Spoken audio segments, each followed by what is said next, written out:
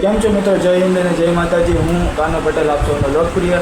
આજે હું મારા આંટીને ત્યાં જવાનો છું। પહેલાં તો ઘરે જ છું અત્યારે, તો રાઈટ નાવ અત્યારે હું ઘરે છું અને હું અત્યારે આંટીને ત્યાં જવાનો છું, કેમ કે મારા આંટીને ત્યાં જ્યારે એના બેબી બોન્સ થયેલા ત્યારે એને કંઈક રાંદલ તેડવાની કંઈક માનતાને એવું બધું રાખેલું હતું, તો ત્યાં અત્યારે અમે જવાના છીએ। હું મારી ફેમિલી ઓલરેડી ત્યાં છે જ, અને હું અત્યારે અહીંયા સિંગલ અત્યારે અહીંયા બેઠો છું એકલો, કારણ કે હું ઉઠવામાં લેટ છું થોડોક, કેમ કે મારા સન્ડેના નિયમો થોડાક અઘરા છે, કેમ કે હું સન્ડે છે ને ઉઠું લેટ, અને પાછા મંડે ટુ સેટરડે ઉઠું સૌથી વધારે પહેલાં, કેમ કે સવારના 4-5 વાગે હું ઉઠી ગયો હોય, પછી મારું વર્કઆઉટ કરતો હોય, એ બધું કરતો હોય, એટલે હું સન્ડે થોડોક લેટ ઉઠું। સન્ડે પછી મારે ચાલે, એટલે હું સન્ડે લેટ ઉઠું છું। અને આજના વ્લોગમાં તમને હું કંઈક એવું વસ્તુ, મારી એક સિક્રેટ હોબી તમને કહેવાનો છું, જે કોઈક પર્સનના ગયા પછી મેં મારી આ હોબી ચાલુ કરી હતી। પર્સન એ બહુ ઇમ્પોર્ટન્ટ પર્સન છે મારા લાઈફ માટે, કેમ કે એને મેં એવી રીતે સાચવ્યું હતું ને એ પર્સનને, કે હું ક્યારેય એને ખોવા નહોતો માંગતો, તો પણ જે ફેમિલી ઇશ્યુઝ ને બધું થયેલું એના કારણે બધા નોખા થયેલા છે અત્યારે। હું નામ નહીં બોલી શકું, કેમ કે બહુ રેસ્ટ્રિકેશન છે એ પ્રમાણે મને એની ઉપર। તો કંઈ નહીં, બ્લોગના એન્ડ સુધી બન્યા રહ્યો। હું તમને મારી નાની એવી ખૂબી બતાવીશ કે હું કેવું કરું છું, કેવું એની માટે મેં લખેલું છે બધું। તો આજે હું તમને એમાંથી એક વસ્તુ સંભળાવીશ, તો બ્લોગના લાસ્ટના એન્ડ સુધી બન્યા રહેજો, કેમ કે વચ્ચે હું ક્યારેક બોલી જઈશ એ વસ્તુ, તો તમે ઇમ્પોર્ટન્ટ નોટિસ લેજો એ માટે। હું અત્યારે જઈશ ઘરે, બધું મેસી બધું થઈ ગયેલું છે ઘરે બધું, કે હું એકલો ઘરે હોઉં એટલે બધું રમણ ભમણ કરીને બેહો જાઉં, પછી મમ્મી આવીને સરખું કરે। તો અત્યારે અમે નીકળીએ, મતલબ અમે નહીં, હું જ નીકળું, તો ચાલો બાય, ત્યાં જઈને તમને મળીએ। તો ફાઇનલી ગાઈઝ, હું વસુંધરામાં પહોંચી ગયો છું। આ છે આપણી બે બિલ્ડિંગ જ્યાં હું બોર્ન થયો હતો, આ મારી પ્લેસ છે બોર્ન થવાની।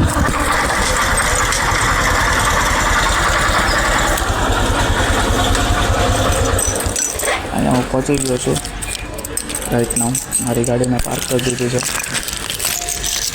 હવે નાની બેન કાયરા તો અત્યારે નીચે જ છે, હવે જઈએ મળીએ બધાને।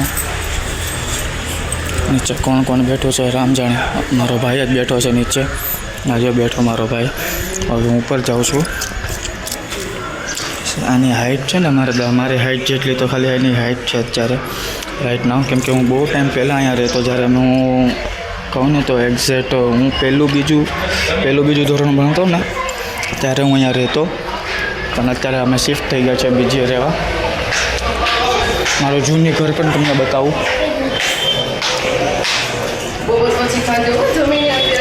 મારું જૂનું ઘર તમને બતાવું દોસ્ત, આ મારું જૂનું ઘર છે B15। મારા બાની બધા બેઠા છે। આ છે આપણી ફોરમ બેન, આ છે કાયરા બેન, આ નાની છે એ કાયરા બેન છે, ઓલી છે એની ફોરમ બેન છે, આ મારા પપ્પા, આ સૌથી નાની અમારી ઢીંગલી, આ હરેશ કાકા, આ અલ્પેશ કાકા, આ અમારા ધર્મ, જેને તમે અમારા ફર્સ્ટ વ્લોગમાં જોયો હશે, આ કાયરા ગાંડી અમારી, આ અમારા જીજુ વાંય આવે એ, મારા અનિતા આંટી, ઘણા બધા છે વ્લોગ છે। આ મારા ઘનશ્યામ દાદા,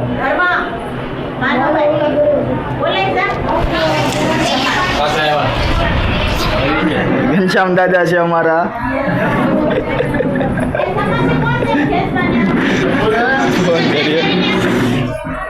અમારા સવિતાબા, જય શ્રી કૃષ્ણબા, આ અમારા ચેતના આંટી, અમારા ડાયા ચેતના આંટી, અમારા બેન ગોપીબેન, આ અમારા મોનજીભાઈ, જેને તમે અમારા ફ્લીવાળા વ્લોગમાં જોયો જ હશે। કા મોનજીભાઈ? મોનજીભાઈને સવારમાં છે ને ફ્રી ફાયર કા પબજી રમવાનું ચાલુ જ હોય। હજી નાયો નથી? અરે ગાંડા વાસી રખડે। હા, અમારા ખીમજી દાદા છે। હા ભાઈ, હાલો ભાઈ પાસે, હાલો ભાઈ પાસે, ભાઈ તો જમા બોલાવે છે એને લઈ જાવી પણ સુગુડી જાઓ ગુલુ ગુલુ ગુલુ ગુલુ ગુલુ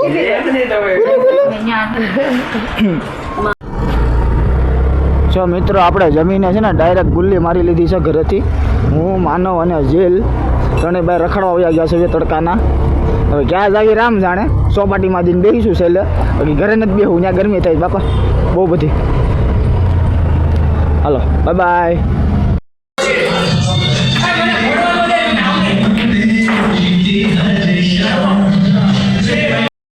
તો ગાઈઝ અમે અહીંયા પૂલ રમવા આવ્યા છીએ.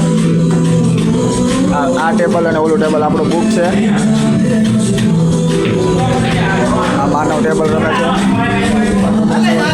તો ફાઇનલી ગાઈઝ અમે અહીંથી નીકળ્યા છીએ મારા આંટીમાંથી, કેમ કે હું ને પૂલ રમીને ડાયરેક્ટ ઘરે આવતો રહેતો. ઘરેથી હવે ડાયરેક્ટ અમે જઈએ છીએ મારા ઘરે. ઠીક છે. તો ફાઇનલી હું ઘરે પહોંચી ગયો છું.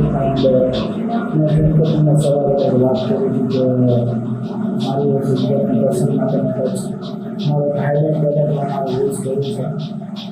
તો આ એક વસ્તુ છે મારી પાસે.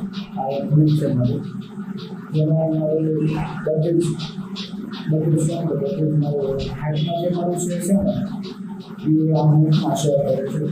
કેમ કે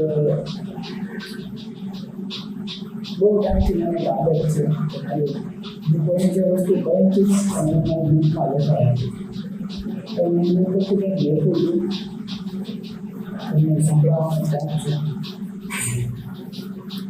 એક છેલ્લી મુલાકાત મારા નજરથી પૂરી હોય ને એ હું તમને કહું. જો તમે ઈચ્છતા હોય ને તો પાછા ફરીથી વહી જાવ. જો તમે ઈચ્છતા હોય ને તો પાછા ફરીથી વહી જાવ. એક છેલ્લી વાર મુલાકાત કરવી છે. તમે મળવા એવી કિંમતી વસ્તુ લેતા આવજો. મારી જેવી પેલી સ્માઇલ લેતા આવજો. મારી જે પેલી સ્માઇલ હતી એ તમે પાછળ લેતા આવજો. હા, સજી ન આવજો, મતલબ કે શણગાર કરીને આવજો. કે હા, સજી ધજીને આવજો. એકદમ રાધા રાણી જેવા આવજો. હા, તારા આંખનો કાજલ જરાકે હલવું ન જોઈએ. હું ભલે જોરથી રડી કરું પણ મને તારી સ્માઇલ એકદમ નવા જેવી લાગવી જોઈએ. વર્તન તમારું એવું રાખજો કે બધું સરખું થઈ ગયું છે. આ પ્રેમ માટે મારી માં હોય છે ધરતી હતી. આ પ્રેમ માટે મારી માં હોય છે ધરતી હતી. પણ મારો બી નથી યાર. પણ બસ મારી માની તો પ્રાર્થના સાંભળી હતી કે મારું નથી ને પણ મારી માની તો પ્રાર્થના તો સાંભળી લીધી હોય.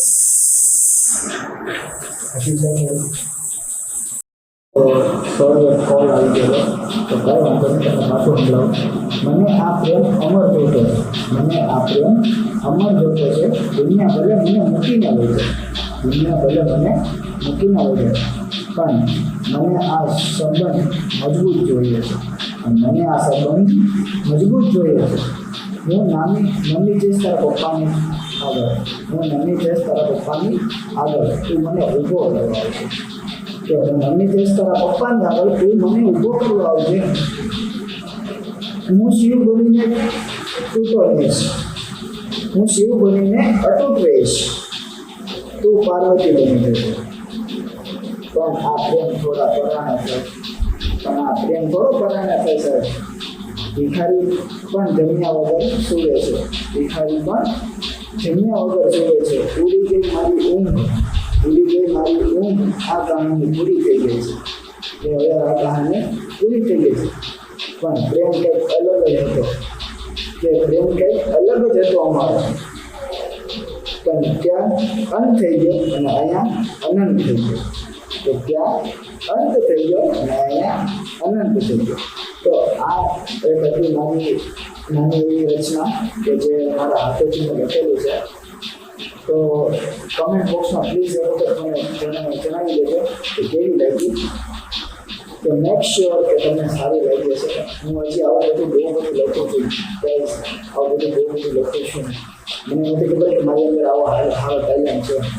તો વચ્ચે જેનો કોલ આવ્યો છે, સોરી, વચ્ચે જેનો કોલ આવ્યો હતો ને એ કોલને બીજો ભાવ જ હતો.